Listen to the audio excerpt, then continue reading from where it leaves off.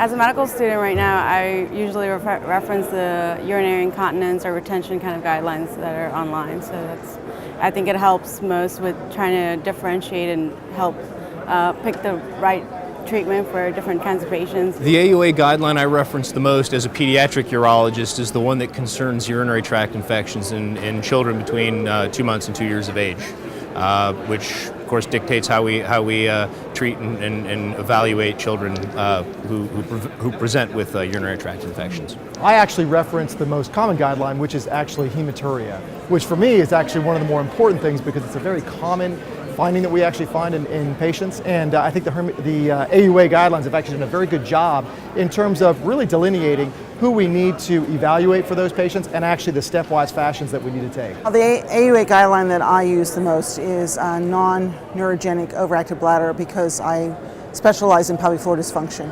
But the second one is very close, is the bladder pain syndrome IC guideline. Both of those are excellent.